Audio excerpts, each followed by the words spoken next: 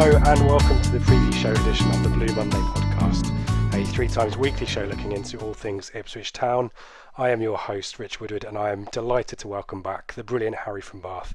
Harry, how's it going? All good here, all very good. I've had a fantastic week on the Pink 'Un and on Ross of the Barclay, and I should have really come on here with my sunglasses on, but after the wonderful bright yellow Ross of the Barclay website, I think guys have just about recovered from an interesting week spent north of the border looking at what our near friends have got to say about Sunday's game. I hope you got your jabs first, Harry. And Joe was worried for you as well, our friend Joe Fairs. He was worried that you might have headaches or migraines. Yeah. So it's a pretty garish colour scheme, but it's a remarkable sight. It really is. It just hits you full on. Yeah. So as you say, plenty to talk about, plenty to digest, and an exciting weekend in prospect, no doubt. There's a few bits and pieces we want to kind of cover today. We'll talk a little bit about Sheffield Wednesday. We'll talk a little bit about the NCR sending off and the subsequent decision by the FA to uphold that. And then our focus will be Norwich. We'll go throughout the team. We'll have a look and see where there are strengths, where there are weaknesses, and there's certainly some weaknesses for us to exploit. Maybe a bit on the manager, maybe a bit on finances as well. And then we'll think how Ipswich can possibly end this 10-year hoodoo. But let's start at Hillsborough, shall we? And another disappointing result, albeit it sounded like a positive performance, and goals conceded that probably could be avoided. Yeah. It's a familiar theme. The interesting thing was there were two Sheffield Wednesdays we were anticipating last week. There was the slightly supine one which lost against Brentford, and then there was the new assertive model that they brought out against Millwall. And listening to the reports, I mean, I wasn't at the game, but just following the narratives on the TWTG chat room and listening to Ben's post-match report, and the Mullet did a fantastic write-up on TWTD as well.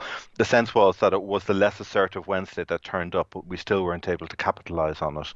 And the set piece thing again is so frustrating. It really is. Yeah, we had a look at the goals, didn't we? Kind of collectively with Ben, and there's a theme starting to emerge there a little bit about.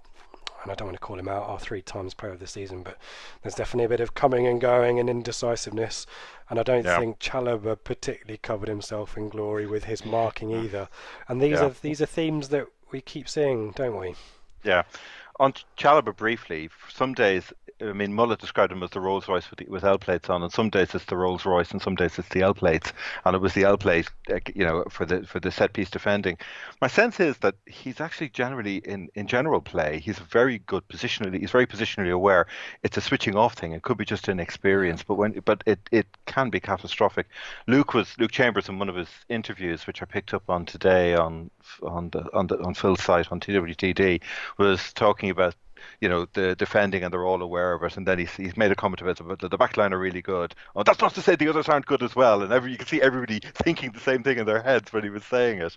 But Chalobah ultimately is, I think he's going to be an absolute find for us this season, and we've got to iron these creases out. One mad thing, of course, this is bizarrely inverting the logic, which is to say that actually when you take out our set piece defending, the rest of the defending isn't that bad. We've only conceded 2 from open play, I think. Exactly. So it's utterly fixable, and I think that's the thing that is so frustrating, because it can't. It's something, and we'll talk about it, because I wanted to bring up something about Bart. Bournemouth fans talked about Mick going down before we played them in a championship game a few years ago. Mick and Terry were sitting there, and Mick had his phone out, apparently, taking photographs of every set piece in the game, for and against. And they were, he was going to go back and put them into the Micotron 2000 or whatever he had, and he was going to go, right, lads, every conceivable version of anything that's going to happen, we've got it nailed. And quickly on the Micotron, I can imagine that running Windows 95 or something. Sorry, keep going. It just opened a very dark. It works for me. It works for me, exactly. Upgrades. Whoever heard of them? Anyway, sorry. Sorry, we've gone down an alleyway here. We've the Micotron. But I mean, the set pieces, as you say, Chambers called it out in his presser, in his in his interview. And we have looked okay from them, but the sending off didn't help. I think we've had a quick natter before we started recording, and I think both of us kind of had a sense of foreboding that red card was going to be upheld, didn't we? Because I think there is a little bit too much interpretation there that can be given to the referee, or maybe the FA, and generally what they're trying to clamp down on, which is endangering opponents and the like, which meant it was always likely to be, well, not likely, but I always thought they might side with the referee on it. It's you could see how we have on Sunday. I was in my little bookshop, and I set up on a separate tab the 10 seconds and the highlights leading up to the red card, and all my non-Ipswich friends, a lot of them wander in on a Sunday, we'll all have a chat about how we all did, and I said to them all, right folks, have a look at this, what do you make of it? So I said, I'm biased, I know what I think, and the consensus was that it was a very harsh red card, but they could see why some refs would give it. And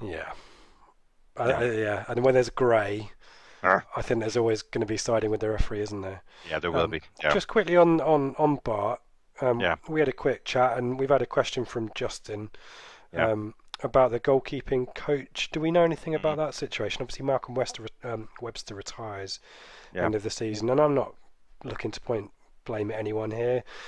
It's just an understanding of, we've talked about the change in personnel, and clearly Bart has moved from a well-drilled defensive unit with personnel that he's familiar with. There's two people changed in front of him, and a whole new approach, and the departure of someone who's been so pivotal in his career. I guess all of these things kind of combine together to maybe create the uncertainty that is obviously playing out in his performances at times. Is that fair? I totally agree. It's if Mick built his teams, his thoughts always first and foremost were to stifle opponents. I mean, we were chatting about it before we came on air about the way he would often put wingers on with the primary role to protect a fullback. He did it Anderson against Anya when we beat Watford 1-0. Anya was on, and 2 minutes later Anderson was on just to mark Anya, which help out the fullback. Similarly, in the famous 4-2 win over Brentford, he had Stephen Hunt and Jonathan Parr, I think it was, on the left side, and they had Odubajo and Hotta on that side, and it was a match-up, and their job, Hunt and Parr, their job was just to shut that flank down. That was Mick's overall approach, I think, where the whole thing, the central defence and the goalkeeper and the goal was pivotal. It was a tabernacle that had to be protected at all costs, and you built out from there. So the wingers were peripheral; they were subordinate to what was going on in the back line. And of course, a goalkeeper will thrive in that kind of hothouse, as it were. He's got total protection. The team is built around protecting them, whereas the wingers, as we've noticed, could often have a little wobble because they didn't have the same. I always felt under Mick they were very peripheral in contrast to what was going on in the heart of the defence. And it could be that this is something, it's not a criticism of Bart, but it's something that Hurst has to be cognizant of. I think he's got to think, okay, things have changed at the back. What infrastructure, what do we need to put in to protect our goalkeeper? Because we know how brilliant he can be. Yeah, and it's familiarity, I think, is helpful there, isn't it? It's still really early days, and it'll be interesting to see who ends up as centre back alongside Chambers on Saturday, won't it? But you just hope that this week that they've had without the cup, they've been working on it, because Norwich will know, and everyone else will know as well now, won't they? So let's move away from Sheffield Wednesday, and let's open up Pandora's box, which is Norwich City, and the activity going on there. A big summer for Norwich, something that our colleagues on the flagship show have been talking about for some time, is the end of parachute payments, and how that changes their psychology, and how their recruitment might need to change, and how players might need to be sold to balance the books. And we saw that with Maddison, who was so pivotal for them, particularly in the games against us, and Murphy as well. But quite a lot of players came in, and Fark really establishing himself and his philosophy on the squad. So a lot to digest there, and their setup so far, and their results so far, mixed bag really, isn't it? Quite a lot of goals conceded as well. So where do you want to start, Harry? Where would be a... I don't know, probably start with the manager, and then because what's happening there then ripples out into everything else, and we'll come back. I do want to talk about money with Norwich. We'll come back to that at the end, I think. But let's pull them apart. Fark is an interesting one. The one win they did have was over Preston, And for 80 minutes, one of them said that this was a guaranteed cure for insomnia. And it was only the last 10 minutes when they actually came alive, and they just absolutely, they ripped into Preston. A few changes that they made, which we'll talk about, some of the players they brought on. Um, Farke is an interesting one. His guru was Thomas Tuchel, who was Klopp's successor at Dortmund, and he's now at PSG. And there are parallels. You can see elements of what Tuchel has done, which have come through in Farke's style. Like Tuchel was very strong on player development. Players like Ousmane Dembele, or I think when he was at Mainz, he brought through Andre Schürrle. He was very good at taking players, and you can see Farke ticks that box brilliantly. Madison gloriously. Murphy, was it Josh Murphy? I think went this summer, and then Jamal Lewis. Yeah. Jamal Lewis is another one who's coming through. Todd Godfrey as Cantwell, well. yeah, Godfrey, exactly. Yeah, they have. He's good. That side of the box is really, really strong. But on the footballing side, there are problems. The instant pressing idea with the emphasis of forward movement play, the idea is that it's not just that this whole idea of instant pressing, where you just you try and turn over possession immediately before the opposition you can reset, but also there is this idea of driving the ball forward. Always trying to attack with the ball, and it's. Lots of central, calmer ball circulation through the middle, playing 1-2s with the attacking midfielder. So again, you're progressing up the field, but always with this forward momentum, possession-based style. Bits of that they're getting really well, like the possession. They're dominating possession, but the problem is they're not getting the forward bit with it. They Yeah. don't seem to be able to. They don't seem to be able to knit it together and actually drive forward. And I mean, a couple of comments I pulled out. One of them. I don't think Farke is getting the best from what he has, not because he's a poor coach, but because his style of play is far too easy to combat. And one of them described it. He sees it as a game of chess where you're waiting for an opponent to make a mistake. It's very calm, and possibly the Championship isn't the place to be playing this type of calm football, where, as we all know, you just simply don't get a second to rest. His biggest problem, as I say, is Hurst doesn't have this. This is his second season, and this is now broadly his squad, and his players are lacking cohesiveness. He would have known Maddison was going, and has he properly planned for that in terms of who's come through when we look at the balance of the central midfield? Yep. And there's no sense of them playing as a team to any footballing philosophy. They've got elements of it, there's bits of it, and they have flashes where for 20 minutes they'll suddenly come alive, like in the opening 20 minutes against Leeds they do. Something like they dominated, and then were picked off quite easily, weren't they? And then game over. Yeah. It's fascinating. Confidence is an issue. Confidence is definitely an issue. There was a stack of comments on one of the match day threads saying that once Leeds scored that first goal, it was game over. They really felt that they couldn't do anything about it, and the midfield went in on itself. And instead of, whereas last year Mick set the team up in that 1-1 draw at Carrow Road to stifle the midfield, because I think it was Tetty, Leitner and Maddison, I think, with the three, if memory serves me right. And Mick's job was, that's why Selina never came on. He just wanted to kill that central midfield to stop it happening, because he knew once he could deal with that, he could the wings, anything out wide is dealable with. Yeah. Leeds ran through their midfield this time. They literally overwhelmed them in the centre of the field, and therefore they weren't able to get a foothold back in the game to come back at Norwich, or to come back at Leeds, I should say. Norwich weren't able to get that foothold to kind of build any sort of bridgehead to go back at them. So it's interesting to see. He's got a lot of work to do to try and get that balance right, and it just hasn't happened yet.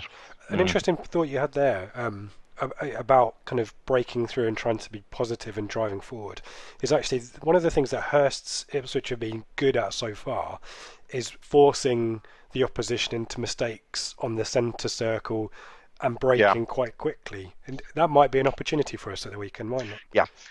Everyone's, we'll talk about Tim Krul. He's had a remarkable start to the season, but I think the player I would be targeting is Tribal, the holding midfielder.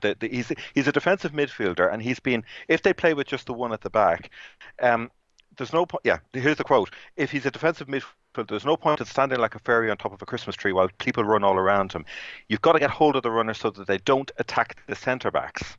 So you could argue that whereas last year with Maddison in there, he was able to keep his two partners honest because he was so good. The lack of a forceful presence in the centre, and Tribal lacking. They say he lacks mobility to play in any sort of box-to-box role. That he really is. He is a sitter, but not a great one. He has regressed, and the word lightweight has come up several times. Wow. So you're absolutely totally spot on with that. That's we'll come on to we'll get into it in detail. I don't want to jump ahead, but I wonder whether they can be got at there actually. Yeah. Should we start at the back in goal and work our way through the team and just kind of pick out some pros and cons? Let's start with Mr. Krul, who signed it was a bit of a weird signing because it didn't pick up a huge amount of interest nationally, but quite a big name quite recently in the Premier League with Newcastle and I think with Brighton. They were quite happy with that signing, but it's fair to say, as you said just before, a pretty mixed start to his Norwich career and actually quite a few significant moments where he's cost them goals. So what's the thought with Krul and how long has he got before he gets he's axed? Well, a few of them we're talking about because Michael McGovern, who was an Alex Neil signing from Hamilton, Northern Ireland goalkeeper, he played in the last Euros. Very experienced, very experienced. A lot of them are saying, I can't believe I'm saying this, but I think Michael McGovern needs to start.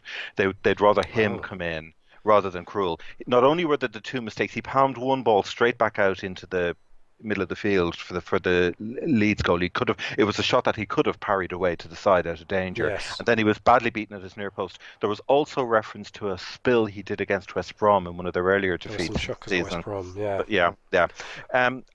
we were joking beforehand. I'd say to any town players, treat Krul.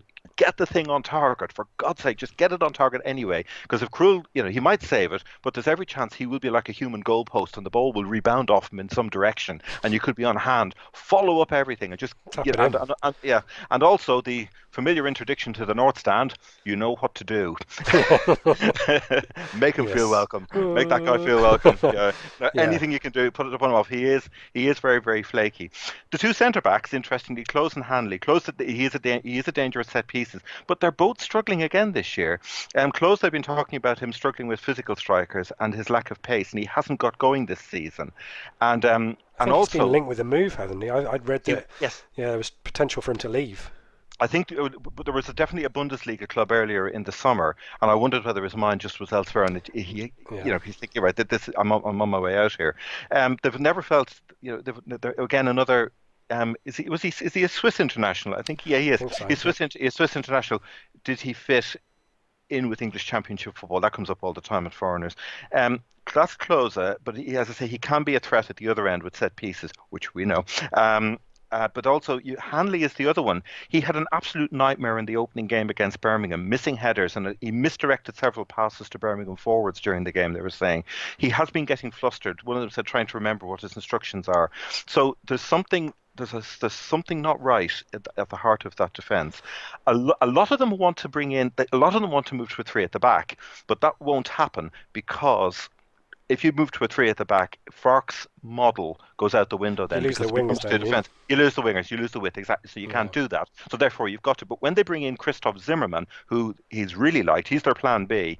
He came on against in the Preston game. And he's fired up and he was dictating plans to other players with a heap of aggressive passion. He's absolutely rock solid. So defensively, you could actually see that if they are comfortable in the game, they might switch to a back three, literally just to try and shut the steel gates down. Yeah, if they score an early goal or something like that. Yeah, maybe. Exactly. So, but as I say, question marks around the central defence, definitely with the goalkeeper. I must admit, I have a friend who's a Norwich fan. He's actually provided me with some really thorough notes that I will refer to from time to time. So apologies for anyone who doesn't like the idea of Ipswich and Norwich fans getting along, but I haven't seen him for ages. That's a joke.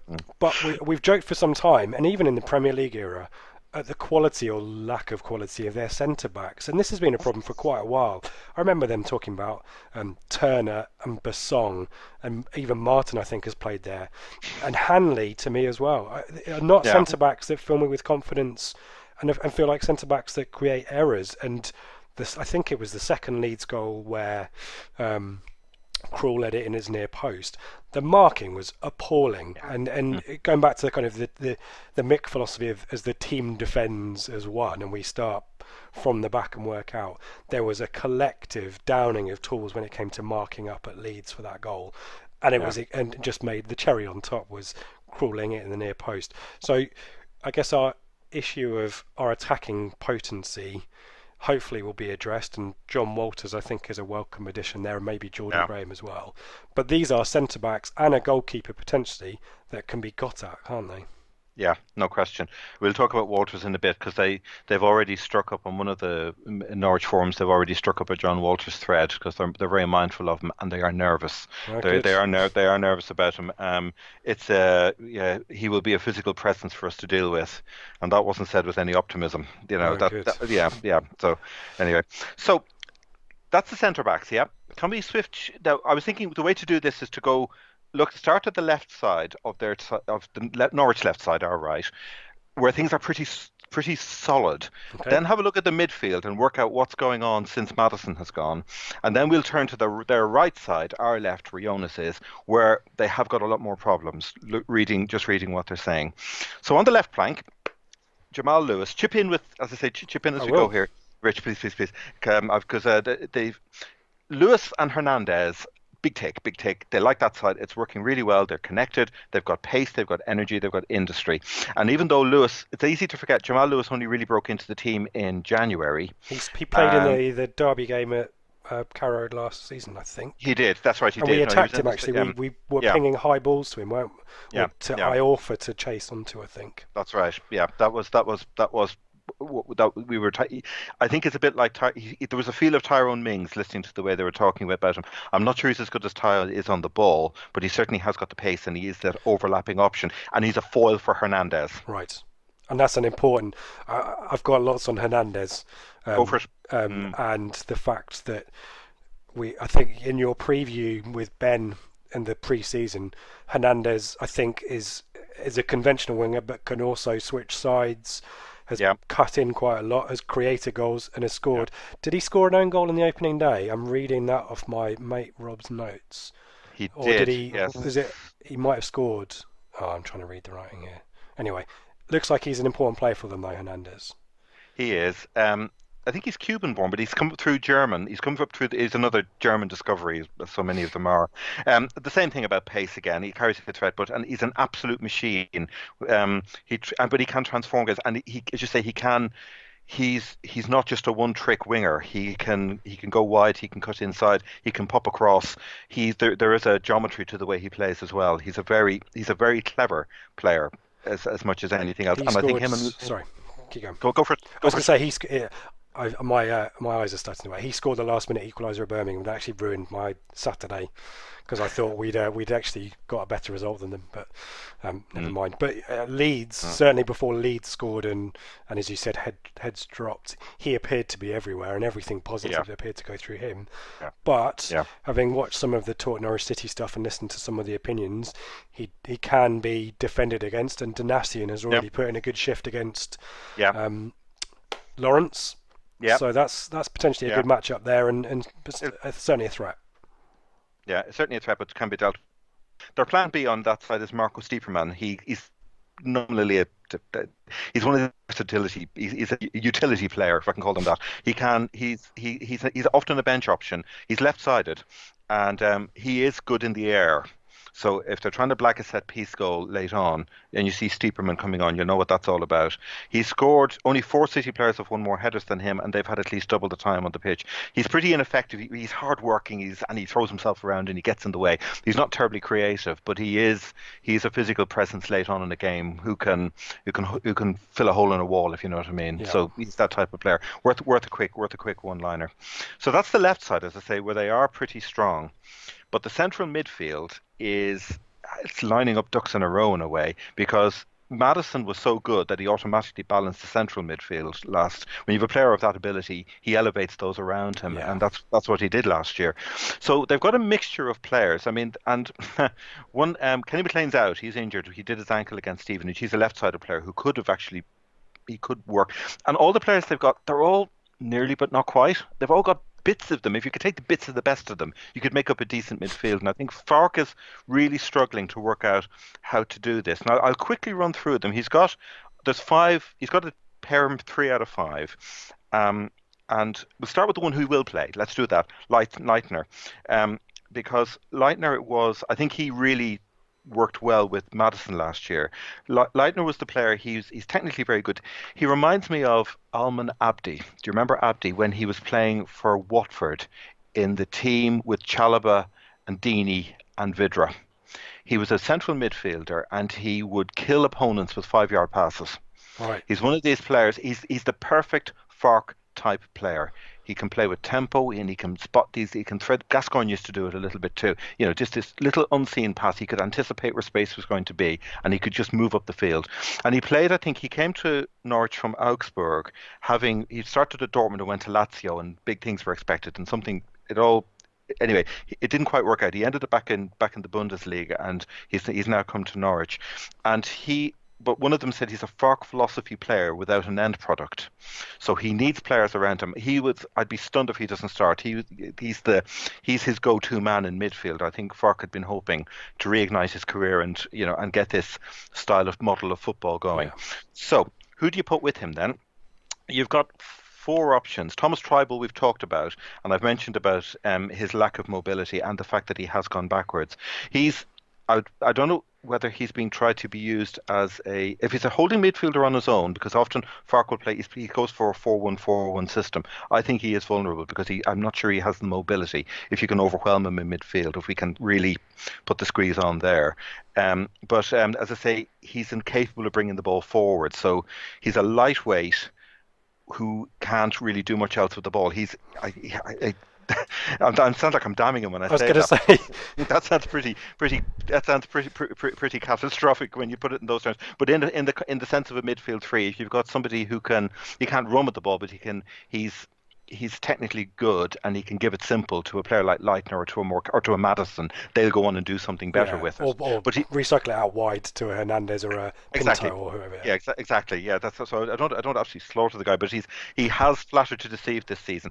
Other options are Alexander Tettey. Now Tettey scored a wonder goal against Preston, well worth seeing on 87 minutes. The ball literally just caught it on the half volley just as it bounced up, and he got over the ball and it just skewered into the net. It was a thing of great beauty. But what they were saying about Tettey for the other 80 minutes of the game was not repeatable, really. Tettey is brilliant. He's a brilliant holding midfielder. He's always played well against us. But his problems now are that he has a lack of pace, and also he's never been that technically good on the ball. He's not a ball player. He is a proper holding midfielder. And Fark has been using him in a role where his pace and ball skills are needed. Basically, he's been used in a role that maximizes his weaknesses and minimizes his strengths. Okay. Because they're actually trying to play the ball through Tettey. A lot of them have said this on the message boards, and they said trying to play the ball through him is a terrible idea. You want to, you just put him in instead of Tribal in a way. It'd be simple. He'll just sit there and just patrol. Yeah. Just patrol. Is he getting on a bit as well? Am I right in thinking? He is. Yeah, pace has been referenced, and I'll check his age just so we. I was thinking 32, but I might be wrong. 32 is right. Okay. He's been there since 2012. He's the last. Well, Russell Martin is training with the kids now, but he's really, of all the frontline players, Tettey is the last of the of that team really. And nearly scored a goal similar to that Preston goal by the sound of it in the derby. Like, did he hit the bar or Bart tip one over from Tettey, possibly in the Carrow game? Yeah. But definitely to me has always been a sitting midfielder as opposed to one. He's one of those players that just might pick the ball up and run with it out of the blue, but it's a bit of a surprise when he does it.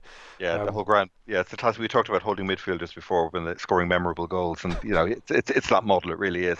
Yeah. He was Howson was the perfect partner for him back in the day because Howson could pick a pass and basically Tettey win it, give it to Howson, and Howson could then, he had the deep lying playmaker in him. Yeah. The other options are Louis Thompson, who has played. Now Thompson featured against Leeds, if memory serves me right. He did. He's combative. Now, Thompson came through from Swindon. He's quite young. He's 23, if memory serves me right. Yep. But he was out of his depth against Leeds. Now, to be fair, you might say Leeds, is probably the last. Leeds every week. You won't exactly. He did look lost when they moved the ball past him. I think particularly as the game turned and as the midfield began to crack, he was one of the people who was caught out. So I wouldn't necessarily hold it against him. He was way off the pace and uncomfortable with the ball at his feet, but he made an effort. They reckon he will be a long-term midfield enforcer, but he's not there yet. That's the best way to describe him. He's combative and he gives them energy, because the problem with the other three I've mentioned, Tete, Tribal, and Leitner, there's no energy there really. There isn't any dynamism from those three. No, they're not. Whereas at least Thompson will, he'll charge into a few people. The player who I'm really watching, and he's a number 10 really, but so you could put him alongside Leitner in an attacking role, is Emiliano Buendia, who hasn't really played very often, but he's been making an impact when he comes off the bench. 21-year-old Argentinian. He's a perfect number 10 to play off a striker like Rhodes. He demands the ball and makes himself available to carry it. This was a slightly scary comment. They said he adds more muscle than Wes Hoolahan, but he also has more guile. Oh. That's not good. That's from our point of view. But whether he's ready or not, and one of them said they fancy him as a trick up the sleeve just in case. It could be a surprise that Farke pulls, because he is, he's got colour and imagination. He won't. He's quite young, and I'm not sure he's necessarily. I don't think he's that big, if memory serves me right. But he wants the ball. He presents angles, and he's somebody who can, in his own slightly rough way, can help that philosophy of actually progressing the ball up to the front men where they can do some damage. I think he might have been mentioned by my best mate on Twitter, Jack. With Ben in the show last night. One name that I haven't heard you mention yet, who's a familiar name to Paul Hurst, is Ben Godfrey. The note that I've got here is he's a strong defensive midfielder, but my mate Rob reckons that he might end up as a centre back at some point in the future. Is there any word on him? Good point. We left him out. He is. I'm just bringing up my notes on him. Yes, you've summed it up in that sentence actually, because he played as a centre back against Cardiff. Okay. And got forward. He was absolutely rock solid. It was Norwich played Cardiff in the Carabao Cup second round. Yes. It was two second string teams. It really was. You can imagine Warnock's. He's got Cardiff in the Premier League. The last thing you need is this. So I don't know what was going on, but if ever there was a good time to play a Warnock team, it was on Tuesday. Absolutely. But they do like. I'm just bringing up what they said about him here. They do rate him very much one for the future, and he is. There was an interesting line they said about him, that he could actually sit as a whole. Yeah, here we go. As a holding midfield, he can protect the defense and he gives the midfield energy. But the other thing that he can do is the words discipline and restraint came up several times. That he can actually. If the team are breaking forward, he's the one who could sit. The centre back split out, so they become a de facto back three with Godfrey sitting in the middle, because he has got that discipline, but he also has the energy. I think is it a question of age with him, and experience. He's 20. That's right. Yeah. So it could be he's another. You see, going back to Farke and his development of players, he could again be one that, if they stick with Farke, he could be one that could really blossom in the next couple of years. Yep. Yeah. Have we?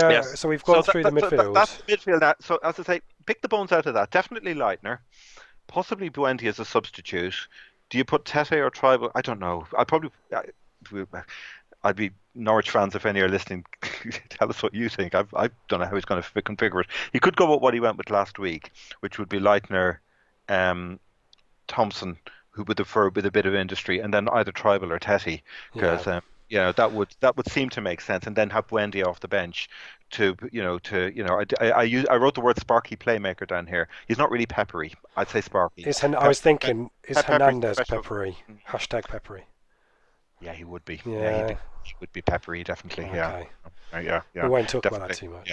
Yeah. We will. We've got to come on to Jordan Graham. We haven't talked about Jordan Graham yet. Absolutely. One thought from me, I guess, on how I think that might go. If I'm Farke, there was an interesting conversation that Ben and Jack had last night, and I think Ben was kind of very much of the ignore the narrative, let's keep with the facts and figures and respect the league table and our respective positions and the status of our teams. But I'm one for the narrative. At the end of our show last week, I definitely I think I used the phrase, the script has been written. But if I'm Farke, I'm thinking I've got a new squad just as Hurst does. And the likes of Tete have been there and done that in the East Anglian Derby, and if as a supporter group we're up for it, and the atmosphere is, it's quite tense on Saturday, Tete's actually probably quite a calm head, and has also beaten Ipswich on quite a few occasions now, and I wonder whether he might like that experience in there. I don't know whether I'm on one there or not. No, it's totally spot on. No, a Norwich fan actually, because I did pull out some of their thoughts on us, and one of the comments they made was the fact a lot of players have not, they're new to this game. And a lot of lack of homegrown players, will they appreciate how special this game actually is? Mm. And I think, you could argue just as equally bringing Walters back for us, because he'll know this game straight away, and Yes. having him back in the fold is a huge boon to the dynamic of the squad. I think it's an absolutely valid point. It really Mm. is. I think, Yeah, and going on, yeah, we will talk about Walters. Loads of people have asked us questions about John Walters and whether he'll feature mm, and yeah, how. But correct me if I'm wrong. I think he was in the team that beat and well didn't get doubled by Norwich and almost doubled them in the 2009 season. I think it was 0809. I think we drew at home and won away 3-2 that's right. Yes, possibly. So yeah, there's a good omen there. I think Chambers is up for it again. His interview this week was brilliant, I know. wasn't it? Yeah, yeah, So yeah, I like that kind of stuff. But then yeah, I'm in the view now where we've kind of tried all kinds of ways to think about this game, and have always lost. So where's yeah. the harm? We're bottom of the league. We haven't won a game in this season yet. Let's dream. Let's think kind of Yeah. romantically about what might happen. Because I'm not going to be disappointed. My expectations are so low. Yeah, Let's keep going with Norwich. yeah. Have we It's managed to get all the way across the pitch? Go on. Sorry. not quite. We have to hit the right flank and the strikers, but Yeah. we're virtually there. The no, just going back to Chambers, your point. I sensed when I listened to Chambers' interviews and read his pieces, the words unfinished business from Yes. last year, really, it just screams out, this is, what happened last year will not happen again. We're not letting it slip this time. If so we'll see. They It's ruined his legacy, didn't they? Because Chambers yeah, is an absolute, the brilliant captain for the kind of Evans era, yeah, and hasn't had a promotion on. He's had playoffs, but hasn't had a promotion or any kind of Matt Holland type moment where he's led yeah, the team to victory or a yeah, significant moment. Scores that last minute header last yeah, season, and you kind of think that is what he will be remembered for yeah. the rest of his days and at Ipswich. And it was really cruelly stolen from him, wasn't it? He That could have was gone. It more was my feeling from that game. Yeah, folklore. I love the man. I absolutely love him. I saw him against Marshall, that back line. Remember at halftime when we beat Villa 1-0 at their place, we lost all, basically they had an improvised back five with Chambers at the heart of it. Yes. I think Kenlock and Emmanuel were the two wide players, and it was Knudsen once. I can't remember who was on his right, it might have been Spence, whoever it was anyway. And it was an absolute, you could see this hadn't trained before. This was okay, lads. Let's see how we get on. Fingers crossed, He mate. was he was heroic. And then the other one, which we have talked about before, was the Millwall game last year. No, it was Ben. I talked with it in the pre-season. That 4-3 win, which a game I'll never forget. And Chambers with one arm, one leg. He was like the Black Knight. Yes. Because we had no substitutes to bring on who could handle what Millwall were. They were giving us full Millwall treatment. And Chambers, he was in bits. He was out for weeks afterwards. Yes, But he was. Yeah. I I know why we all love him. How could you not? Yeah. The guy's an absolute warrior. He is. Yeah, If anyone deserves to score a 93rd minute winner on yeah, Sunday, it's yeah. Mr. Chambers. You, Anyway, yeah, let's not get too carried yeah. away, Harry. Sorry, Come on. getting Let's misty let's eyes deal here. with this. Let's deal with the enemy Love, first. we can love that man. Yes, yes. Now the right flank. Now this right flank. This is where it gets interesting. Now the left may be tight, but they're all over the place on the right. They don't have a right back to compare with Jamal Lewis. And Ivo Pinto, he's a great name, Portuguese, great pedigree and all the rest of it. But he bombs forward, but lacks defensive discipline. So he's one of the phrases constantly marauding forward with nobody covering him. There's a lack of balance on that right side. It's obviously part of what Farke's trying to do. You use the width, you get the guys forward. It's all part of it. But if you've old Tom Tribal with his, chuntering around at the back trying to cover, you're leaving yourself wide open. And I think if Tim Krul is one gateway, I think their right side is another gateway that we could exploit it, and possibly with a new winger or with using with or with Edwards swapping over.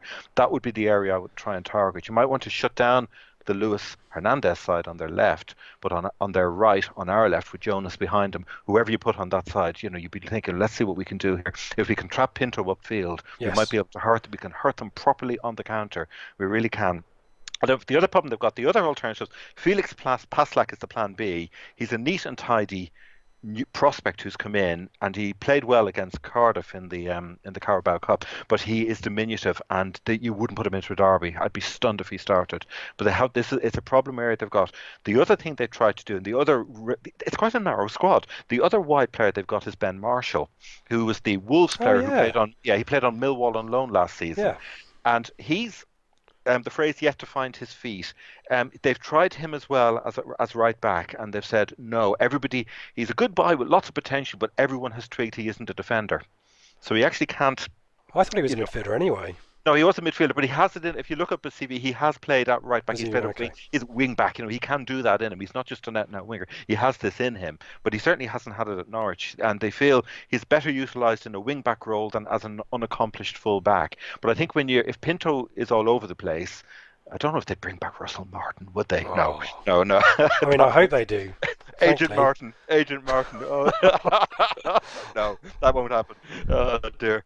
Oh God, where did we see the team sheet? Anyway, no, it's a problem. The right side. If it is Pinto, just lure him out of his box, and then just get ready to unleash. If it's Jordan Graham, if it's Teo, if whoever he puts on that side, if Edwards is flipped across, just you go can direct absolutely over that. just hammer down that side, and you'll have Grant Hanley waiting for you, so you should be able to, we could cause problems. Yeah. So that's the right flank, as I say, something to keep an eye on.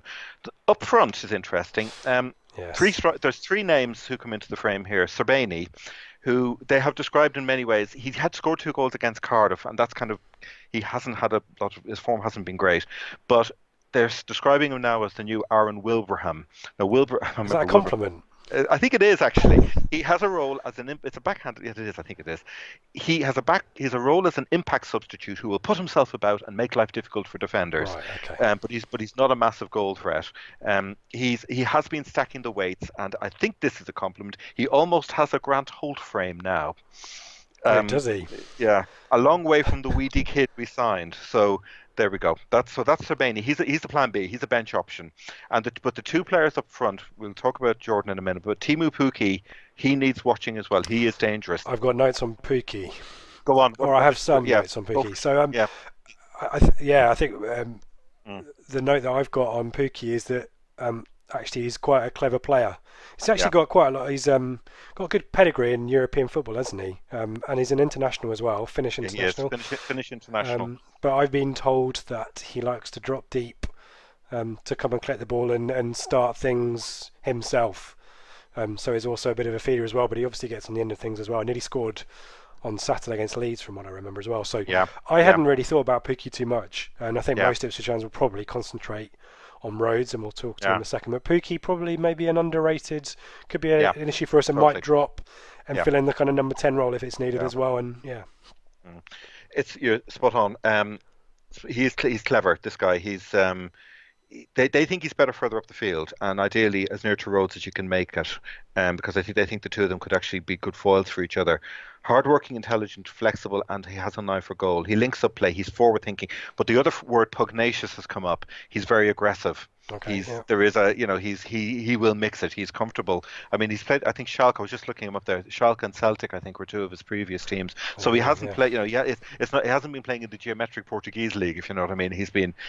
Scottish football is can be pell-mell at times. So he's lived. He's handled that. So he's one to watch, and I don't think he's not timid. No. He is not timid. And then we get onto Jordan Rhodes. A few things.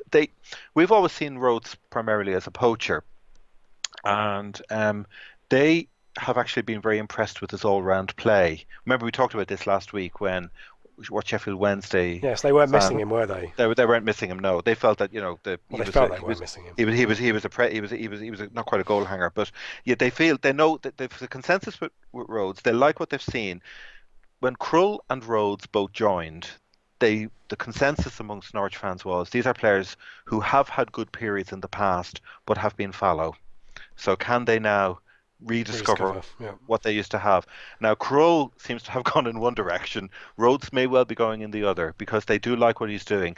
There was something clever. He's been very disciplined. His game is evolving. In that he's able to when he plays a header, he doesn't just play it into space, which I think Oliveira used to do. You just knock it down generally in the attacking area. He actually plays balls to teammates. I remember he used to have a very good partnership with Gusted when they were at Blackburn together. They really did combine effectively. So he does work. He can work. He can link up play. He can work with other strikers. There is more to him, and they also talk about his discipline in terms of space. He knows how to read space in the box. Yeah, he's And he knows, always been yeah, smart, hasn't he?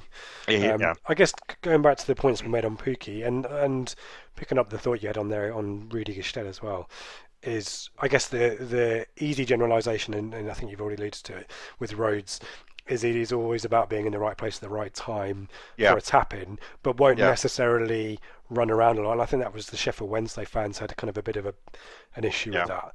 Um, yeah, which feels like, as you say, if Pukki's doing some of that work and Rhodes is starting to figure it out, then as you say, that partnership could be pretty beneficial, couldn't it? Because yeah. if Pukki's creating as well and is putting in dog work, and then Rhodes is getting on the end of things, Mm. and if Rhodes is also starting stuff himself and maybe getting the ball out to Hernandez, and then that's pretty a good setup for them.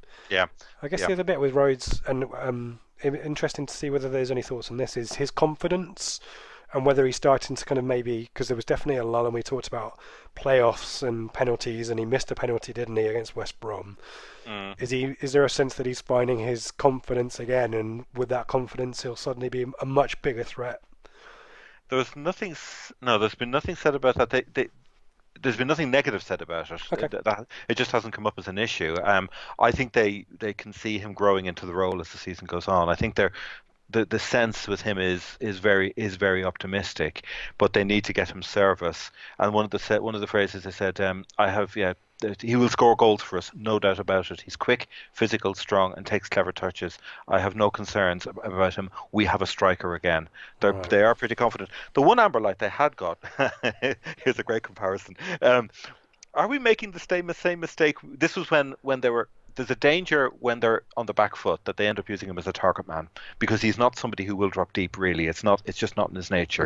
No. He'll defend set pieces, I presume, but he's really the kind of player you would expect to see. You know, his area of operation is the opposition penalty box. But we're making the same mistake? Or one of them said this. This was in the Leeds game. The same mistake we did with Ricky Van Wolfswinkel by putting these two in the same sentence. I can't believe I'm doing it. By asking a poacher to play as a target man. So I think it's a bit like the issue we've had with our strikers, that you've got to get the midfield up near them to bring them into it, if you to make them effective. If you're launching the ball, I mean, Wolfswinkel was neither a poacher or a target man, but if you're launching the ball up to them, forget it. That's not going to do anything. Hold up play. Just he'd probably do it adequately, but it's not. He needs players around him just to play off. But yeah. So as I say, there is a danger, and this is what happened against Leeds. Some of the comments in the match day thread were that he'd become invisible. He was anonymous in the game because Leeds were so. There was a massive party going on down at the other end of the pitch, and Rhodes was isolated basically. Yeah. Okay. Well, and that's nothing new, I don't think. There. Yeah. Good. Have we kind of made our way all the way through the squad? That's who we're playing on Sunday. Pretty much, that's everybody. So I'm kind of going back to the questions here. I'm Nathan. I'm hoping that we've answered your question in terms of weak links. I think we'll come on to Ipswich, and we know about our weaknesses from set pieces and so on anyway. I'm just trying to. There's a few questions here about whether this is our best chance. And also, Jack, would you say this is our best chance to beat Norwich because the teams don't feel miles apart in terms of quality? Is that something fair? It's as good a chance as any. And one Norwich fan did say, I've got some of their comments up on here. He said, and it was actually a Norwich fan picking up something on TW2D, which where an Ipswich poster had said that he reckoned this would be the poorest quality derby in living memory. I've been watching Norwich play Ipswich for nearly 50 years and can't remember a time when both teams were this poor at the same time. That's not exactly selling it, is it? But wow. But in that sense, there is a leveling out. I mean, when you look at where Norwich were in the playoffs compared to where they are now, and you look at where we are compared to where we are now, I think that difference has not quite disappeared. But I still think man for man, because we're still quite unproven. I think you could argue that they are half a level above us. But Chambers was at pains to kind of call out Norwich and say they're not the team they were. And I think that's very fair. It is. We've talked about Maddison and his departure. A question from Peter B, is who is potentially this season's James Maddison, potentially coming in under the radar, but could be a match winner. Is your Argentinian winger the potentially the dark horse there, or Hernandez? Yeah, well, Hernandez is probably known a bit. To be fair, Maddison was known a little bit last 12 months ago, but because he was on loan game, we didn't. Yeah, we didn't see him coming because he'd been on loan, if I'm not mistaken. That was at Aberdeen. He was at. Yeah, quickly on Maddison. I mean, I'm not going to pretend that I'm a scout or anything like that, but I was aware of Maddison for Coventry City, and I had heard and seen really good things when he was at Cov, and when he signed for Norwich, I was pretty gutted, to be honest, because I knew that there was potential there, and Norwich is kind of a good club for that. And that first home game where he played and scored, it was just kind of confirmed what I already knew about Maddison. And I don't know whether he'll be an England international, as some of our Norwich colleagues will say, but I think he'll certainly have a good career at the Premier League level, won't he? Yeah. But who do we think potentially could be the kind of dark horse for Norwich? Out of that lot, I'm, looking. Who could be an established Premier League player? I like Buendia, but I'm not sure he'd be at that level. He's still got a couple of leaps to go. But Hernandez and Lewis, it's that left side, I think, is where where you would look. I'm just looking at. I think they would be the two. They'd be the two strongest shouts at the moment. Lewis will be interesting. What I don't know, the thing about Tyrone, because I draw the parallel, two brilliant athletic left backs. The thing everyone forgets about Tyrone was just how good he was on the ball. He could play a geometric 40-yard pass. The ball he passed to David McGoldrick. Charlton, I immediately thought that. Yeah, McGoldrick. He did. Brilliant. Great control by McGoldrick, wasn't it, as well? It was. I love that. There's a great video of a Charlton fan recording the goal. Have you seen this? Where if they score here, they won't deserve it, and they scored. They scored. Can't believe it. Yeah. It was Pope was the goalie for Charlton that day as well, and because they always knew that he was susceptible to low shots. And in that first season at Burnley, he obviously worked his socks off at that, because every Premier League team was trying low shots against him. I was watching a match of the day, low shot, and he was getting down to them. I'm sure it was Pope was in goal for Charlton that day. I'm certain of it. He certainly didn't deserve a win in that game, but I was there. I love that day. Heroic 1-0 wins. Yeah. Absolutely. We had plenty of those that season, didn't we? Something from Jules here, which is an interesting thought, actually, and we've said this and admitted this as well. The defences aren't top notch, are they? No. Jules' suggestion is that it could be a high scoring game, but actually I'm not sure that it's going to be high scoring. What do you think? Two crap defences or two weak defences equals goals, or is our issue with threat the other end of the pitch a problem? And Norwich have scored quite a few, haven't they? What's your thought on that one? That's my fear. Yeah, we could be both poor defensively, but they've got more threat going forwards. That's. I mean, I've got Knudsen down for a goal, no question. We'll have that. Thank you. I think we'll score one. It's just a question of what we do, how we deal with them. I think they have more potency up front. I hate to say it. I do think they do at the moment. More proven potency, more accurately. I think that's we have potential, but this could be its time to shine. It really could. Do we want to? I think we should probably end on us and what we think will happen in terms of Jordan Graham, John Walters. Yeah. Do you just quickly want to talk about Farker and money? That was something you mentioned at the start. I want to put a marker down now, because if you're doing preview shows in the future, I want to put this has been in the background, and I think it's something that's going to become more prevalent as part of Norwich's narrative in the coming seasons. And it's I know it's one of those things that it's not immediately obvious. The last time, if I'm not mistaken, shoot me down if I'm wrong, from my understanding, the last time they've actually operated without parachute payments was 2011, when the season that Lambert took them up. And you look at the way the competitive landscape has changed in that period. We're aware of it. We've seen it happen where suddenly, oh my God, Sheffield Wednesday are spending money, Derby are spending money, the Brentford project, Bournemouth comes steaming through the league. Southampton suddenly get their act together. Brighton, all these teams have suddenly regrouped. Watford with the pot fund. Huddersfield, exactly. Yeah. There's a stack of them. Who else would you? There's about a dozen teams who, some of whom were in League One when Norwich got promoted, and have been living with the comfort zone of that parachute money. Now they've had to clear up a hell of a mess with the sales that they've done this summer, but this is the first season when they're suddenly being presented with the new reality of the Championship, and something. This is something that I think some of them are aware of, and it's something I'm certainly aware of, is there was a piece in the Guardian which I came across during the week where Delia was talking about a self-funding model. It was to do with a bond that they used to raise money for the academy, I Yeah, I think. saw that. Yeah. And they were saying, that the idea that they're going to have a self-funding model. Now, whatever about Marcus Evans, he puts in a seven-figure sum annually. I think this year maybe a little bit more would be wise because we're planting a whole new garden and you need a bit of extra water for the plants. But um, but fundamentally, he has kept us ticking over. He's kept us competitive as and it's a lot of it's to do with parachute payments and people gambling. The amount of money coming into the championship has gone up. Really, it's gone up at quite a rate. Um, and one City fan picked it up. One Canary said this. He said, Norwich City is being sacrificed on the owner's mistaken belief that you can run a successful club in this division with absolutely no outside investment. It will all end in tears. Now, that might be overstating Wow. it. That might be overstating it. But it's something it's something I've lived with on Norwich forums over the years. The Giles Poorman Road, all these various kind of comments about us being sort of relative paupers.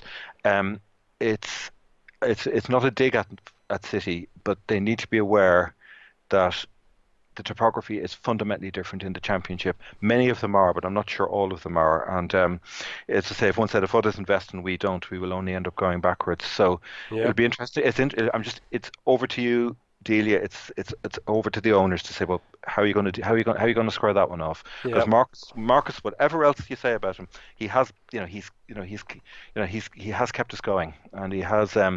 He's patient, he's long term. People do have question marks about him, but we have a plan. We're echoing what Brentford and what all those other clubs are doing. We're putting some funding in, and we're trying to evolve in the right way. I think Yeah. Norwich are as well, but I just think doing it with no money is could be brave. Yeah, and Yeah, you're right. There's a psychology with the parachute money, which is we yeah, don't have to sell any big players this season. So last season was such a big one for them potentially to yeah, get back. yeah, And as you say, I think there's a shock waiting that there won't be another Madison potentially next summer yeah, when they need to yeah, bring in some more players, and that yeah, 20 million parachute payment hole is there. yeah, There won't be another Murphy.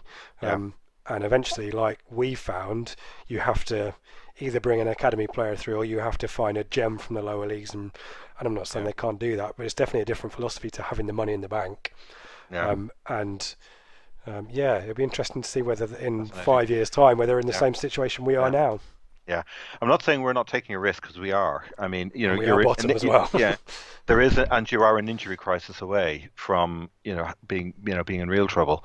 I mean, I think Queens Park Rangers and Birmingham would be the two I'd be most worried about on that front because I know QPR brought a couple of, they've got a couple of good strikers in now, but you worry about the depth in some of the squads who've been hit with FFP Mm. restrictions. But it's just something, as I say, I'm not saying all's rosy in our garden, but it's just something. I've got a little bank account open on this one. I'm just going to monitor it. Okay. Yeah. Hmm. Let's move over to quickly. I just found a question there. Just finishing on Norwich, from again the winner of the best Twitter at profile name at Yucky Brain, which is how long does Farker have if he loses to us? And Jack Reeve from Tottenham City is very very much that Farker is kind of on borrowed time, Mm. particularly after last season. Is there a case to be said that if they lose on Saturday that he's got games rather than months or seasons to last before he gets sacked? It's there's. I think the clock will be ticking. I'm sorry, but yes, there was one comment I picked up on that lose at Ipswich and the next home game could be very toxic. Hmm. We know about Yeah, the T word, don't we, as well? yeah, yeah, yeah, Let's go back onto us, shall we? yeah, I think there's a few key areas of the pitch. Again, we're going to talk about the left wing situation, but the key one, obviously, with NCR out, is who will partner Chambers. What's your thoughts on that one, Harry? God. I guess the options you've got are one of the fullbacks moving in centrally or Chalobah dropping. Yeah, possibly Nuts and Kenlock outside him. I think That that would might be my work. preference. I Having can't. seen Chalobah's Yeah, marking, yeah. um, You start thinking mad ideas. I mean, there was an argument to say keep Chalobah as far away from the goal as possible, but that's being unfair. But I think it's just set pieces where he switches off. Actually, I think that's been his problem, and hopefully they will start properly working on that. And yeah, it's an area as he gets more experience, it will fix itself. That's probably unkind. Wolfie, no, not for a derby, not with Rhodes, and with Pookie as well, because they have got strength. They have got strength in attack. I would probably, yeah, I think Kenlock and Knudsen would the way to run it, because Knudsen is a defender. He can do yeah. that, no problem at all. Yeah, Probably more suitable to a centre back position in a three, perhaps. But I agree. I think that would be my preference of anything. Clearly, we're recording this before the end of the loan window closes. yeah, Macaulay was linked today, but you wouldn't mm, put it past us bringing in someone. I guess the yeah, gamble is if it's an up and comer like a Tilt, although that sounds like it's died on its arse, that one. That's a bit of a gamble on Derby Day as well, to kind of chuck yeah, an up and coming centre back into that yeah. mix, isn't But it? yeah, bear in mind though that would leave Kenlock up against whatever Norwich put out on the right hand side, and that's probably and Miles is fine, and Miles can actually he has got an attacking side to his Yeah, he nature might as bomb on well, there. so he could actually bomb on and support whoever we have on the left wing. Particularly if that's the side, as I say, my sense is you want to shut down the other side, just keep that quiet and actually see what you can actually do on Norwich's left or Norwich's right, I'd say on our left. And Kenlock, he can be dangerous when he gets forward. Mm. So yeah, yeah, yeah, Okay, so I think we are subject to an amazing centre back loanee coming in. We yeah, are plumbing with Knudsen at centre back and Kenlock at left back. yeah, Scouse is a doubt still. I would expect Eden to come in for yeah. Scouse, and then are we thinking that Jordan Graham will start on the left on Sunday? I'd I'd give him, yeah. It's his area. And I was talking to some Wolves fans about it this morning, and they think, yeah, he would typical winger, hot and cold. It's what you expect. I do think as well, though, what goes back to what we were saying earlier, that Hurst is a very different type of manager to Mick, and I think wingers are more inclined to thrive under his tutelage Mm. than they would necessarily have been under Mick's. I know you could say Mick was unlucky, but I think Graham he could run riot, I think, on his day, but certainly he could give that right hand side of Norwich's defence a real problem. He really could just some proper stretch that defence, pull them out of position, pull the midfielders out of position, and just be in their heads. You've got him on one side and Edwards on the other, and that's them. That could be fun. That could be Mm. proper fun. I guess the other Yeah, option I'm thinking there. So Graham had a pretty great season for Wolves. I think the season before last, he and did. then suddenly the money comes in and the Portuguese influx Yeah, comes in, and they played a slightly different system yeah. anyway there. And I think he was quite unlucky. I think he was at Fulham on loan He was a fun last meeting, season but for a few matches. yeah, but But it's I quite like him. he was a backup option. I think you're right, because when Wolves switched to the 3-4-3 under Nuno, they hadn't been playing that. I think under Lambert, I think it was 4 and 3. So there wasn't so much of a need for width. But I think with in our system, it's perfect for him in a way. And he can take a Yeah, set piece as well. yeah, The other option I'm thinking though is Edwards shifts to the left, and we have a right winger in the name of Jonathan Walters, who played there. It was in a 4-4, I think, for a right midfield slash right wing under Magilton, I think. Um, or up front for Walters. I guess let's have this debate. Loads of people have asked us about Walters. Great signing, firstly. I'm really happy about that. A lot of experience, a lot of mm. physical presence, as we said. Where would you use him, and do you think he'll start?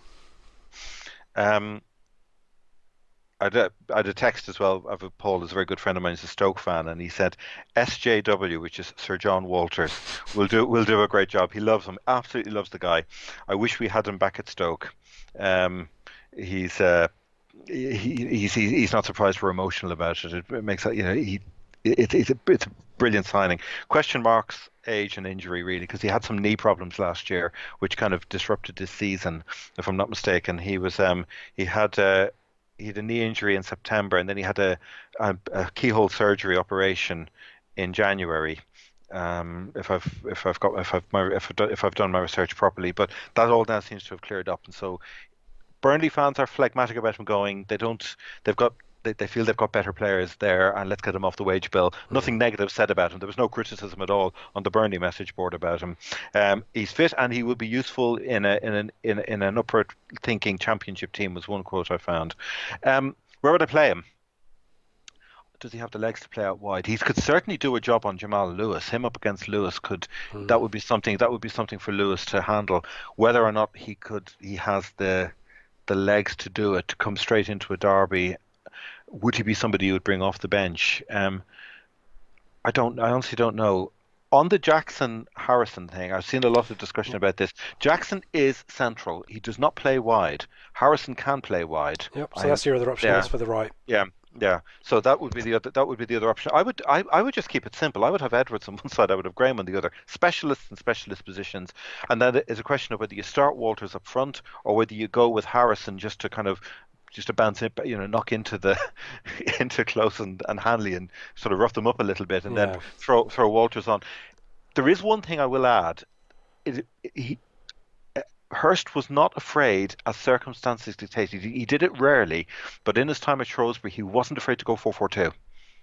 It happened rarely, but it did happen. When I was doing a research on him before the season started, every so often, it would suddenly a 4-4-2 would pop up, maybe with 20 minutes to go, 15 minutes to go. Okay, but not as a starting proposition. Not as a starting proposition. Okay. No, but it was something that was.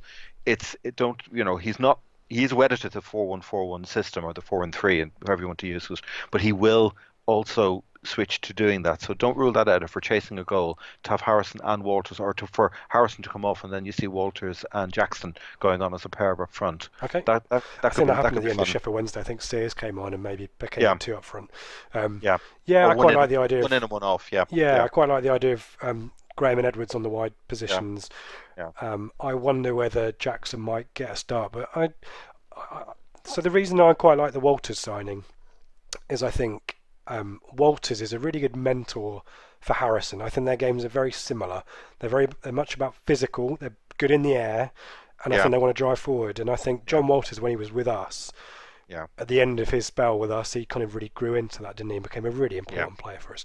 I think he'd be a great person to advise Harrison. And I tweeted kind of jokingly that I thought that Harrison needed kind of Marcus Stewart type mentoring again to help him to kind of take those chances quickly and to kind of react a bit more on instinct rather than to think about things. I think Walters might be a really good kind of, an example for him. That's brilliant, Rich. No, that's brilliant. That's totally brilliant. Totally agree. That makes absolute sense. It really does. When you look at the way they play, that Bristol Rovers used to talk about him making these. We talked about this in one of earlier previews, making these 20-yard runs to attack a ball with a header. He has that in him. He can run from deep, and Walters has that. He has that. It's that athleticism as much as pace. It's more exactly. Yeah, totally agree. And quite a lot of guile as well. Walters was really clever at playing his man, didn't he? The other thing to add to that is my instinct when I saw Walters was coming in. I thought this could be the thing to help us get the midfield 10 yards further up the field, because this is something we've been crying out for. But not only at just marrying that with your point, he could be the one to help Harrison do that. Yeah. To teach him, say, this is how the geometry of the game is played in this role, and this is what you do to bring. So you can start bringing Nolan and whoever else is in midfield, Eden, plus the wingers. So that we're properly knitting things in the final third. Yeah. It's quite exciting. It's so exciting on lots of levels. It really is. Yes, and definitely the accusation of being a bit inexperienced. The Hurst team, I think. John Walters has been there and done it, hasn't he? And played at the highest level internationally and in the Premier League. That's a great experience just to have around the place anyway, isn't it? Yeah. Do you think... my sense, having watched Paul Hurst's interview, is I don't think Walters will start. It was kind of similar feeling to when he was talking about Dazelle in that he's really keen, but I'm not sure I trust him to play the whole game or anything like that. I wonder whether Walters, as you say, will be a kind of aerial bombardment type option from the bench if we are at stalemate or maybe a goal behind. If the game is 1-1 with 70 minutes gone and you bring Walters on, that crowd will be up for that, won't they? Think about the psychology, but also think about the psychology of Norwich fans. What I was saying earlier, they are worried about him. Their comments were, they said, I can't see them keeping him I can't see us keeping him at bay for 90 minutes. I don't think he'd play for 90 minutes. But they were saying he will be a physical presence for us to deal with, and several of them said that. It's yeah, but the whole psychology of the game could shift with him just coming on. And one of those things, I remember, I always go back to Johnny Williams coming on against Yeovil way back when we won 1-0 down at Hewish Park. And up until then, Yeovil had been growing into the game. And then suddenly Williams pops up, and he was new to us. And suddenly he was causing chaos down at the other end of the field. He was running around and getting kicked all over the place and bouncing off players. And you could see all the defenders looking, thinking, "Hang on, what's going on down there? Can we join in?" You could see everybody thinking, "Oh, hang on, this is interesting. Yeah, let's get up there and see if we can, the whole terms of reference changed. That's what happened. That's why we love the game. It happens, and you could see Walters just by coming onto the field. Suddenly, everybody going, "Okay, this could be fun." Everybody suddenly going up by 5%. Yeah. And especially if the fans are on board, I think that'd be really powerful. Be brilliant. So I guess this is I'm going to have to ask you this question, Harry. I don't want to put you on the spot, and I'll answer it as well. Are you going to go with my romantic narrative and the Paul Hurst first win happens in the East Anglian Derby, 10 years of misery in the East Anglian Derby is over with, or will Norwich take advantage of a still slowly forming Ipswich team, or will it be somewhere in between? What's your gut, Harry? I know what you hope to happen, but what do you think is going to happen? I hate this game. I do too. I hate it too. I hate this game. I absolutely detest it. I'm always in a bad mood no matter what happens. And Norwich fan said this about 4 years ago. He said on one of the forums, it was just after they got relegated. It was the first when they got that dodgy, was it Lewis Graben goal, which shouldn't have been given. He said Derby games, they're not enjoyable. Even if you win, you come away with the sense of relief. Yes. There isn't a sense of there isn't this sort of sense of ultimate blissful fulfillment. It's not Elysium in any way at all. So, as I say, but I would love us to win. I can't see it. I can't see it. I know I keep saying 1-1 every week. I fear we could lose this actually, purely because they have players up front who could hurt us. Both teams, I think, will have 20-minute spells. Neither team can actually dominate a game for a sustained period. They will have periods of control. We will have periods of control. It's vital that we take advantage of them and we actually do something with them. Yeah. That's what I would say. And if there's a time for some of our attacking players to come of age, God, if this is it. It is set up for you. It really is. Yeah. A quick thought on. Both teams appear to be quick starters as well. I wonder whether the first 10-15 minutes will be quite frenetic. Oh, totally. And I guess it's a bit of a cliche, but we could lose it potentially by just going hammer and tongs at them and being caught out. But equally, vice versa as well. It's really strangely poised, isn't it? It could be any score, frankly, couldn't it? You could easily see it being a 1-0 or a 1-0. Or I have to say, my pessimistic side thought 2-1 to them, but you could easily see it being 5 or 6 goals as well. If the defenses that we have seen before turn up on Sunday, there could be plenty of goals, and you score one, and then we'll leg it down the other end, and we'll have a go. Well, that would be nice. That would teach Sky for not showing it as well. Yeah. So there's a question here from Harry very quickly, which is the key word here is if. How will we celebrate respectively if we beat Norwich? I think you're travelling, so or are you trying to follow the game somehow, Harry? But if we win, is it a cup of tea and a biscuit and a nice sit down and relax, or? I'll have a beer on that one, I can tell you. No, I'm going back. My son's starting university in Ireland, so I'll be heading over to.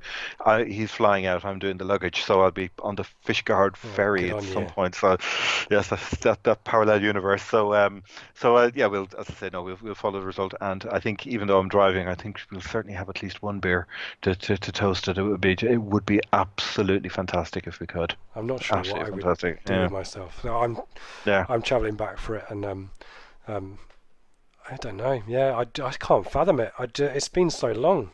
Yeah. I just don't know what to do. Psychologically, it's massive. I think it's something. I wondered whether. I always felt it would be a when under Mick. It was one of those things that needed to be broken just to exercise the ghost of Keane and Jewell going back in the past. And I guess in that sense, it's still there, only albeit a little bit more latent. But if we do, psychologically, it will be massive. We can say, right, we've just killed that ghost. We can we can bury it now, and we can now look forward. So Yes. in that sense, it would be huge on so many levels for the squad, for the club, and for the manager. It's an endorsement of the approach Yeah. that Hurst has taken, isn't it? And I Yeah. think a win is just crucial for us at any Yeah. point in the next few weeks because Yeah. of where we are, and it just Yeah. gets our season up and running. But there's no better time than Yeah. Sunday. I'll let you in on a little thought I had, just to try and end with a bit of a positive. I walk to work. It's quite a long old walk to work, and I put my headphones in and listen to some stuff. And I allowed my mind to escape to the 92nd minute, and Harrison scores in front of the North Stand and runs in front and celebrates. And the hairs on the back of my neck all stood up. It was quite a nice moment, and then I had to bring myself to reality before I walked out in front of a car or something. But my brain has built this narrative. I just hope it happens. But I guess the message to everyone is try and enjoy it and behave responsibly as well if you can as well. But if we win, I think maybe we'll be on the streets. It'll be fun. Harry, fantastic. Thank you for everything. Thank you for your hard work and your research. Thank you, Rich. Let's do the plugs. Let's start with your plugs. So where can we find you on Twitter, and where's the blogs? The blog it'll go up on Friday on TWTD. That's the full preview with formations, videos of the recent games. A little bit. They have had one or two thoughts on us, which you can we know what they are, but they'll all be listed there for you to have a look at. Yes. And it'll also be linked on Twitter at Harry from Bath. That's where you find me, and all my previous pieces, anything I've done, you can find on there as well. Brilliant. Yes, I remember last season's preview blogs of yours definitely riled me up. So if you need motivation and a bit of a G up, read the opinions of us, and you won't be far away with that. You can follow me at Ipsrich. You can follow the Blue Monday channel at Blue Monday ITFC. Ben at Benjamin Bloom, Dave at David Diamond 3, Mikey at Mikey_Smith13, at Joe Fairs, and at ChompX3. And we will be back in a couple of weeks because there's an international break, isn't there? So Indeed. Fingers crossed when we come back we'll have big broad smiles on our faces. Hear, hear. And we'll have ended a hoodoo. Fingers crossed, eh? Harry, Hear. Thank you again for all your hard work. Thanks, Rich. Thank you. And thank you everyone for watching. Give us a shout on Twitter and give us a shout in the comments. Enjoy the game, or hopefully enjoy the game. Okay. Have a brilliant weekend. Cheers. Bye everyone.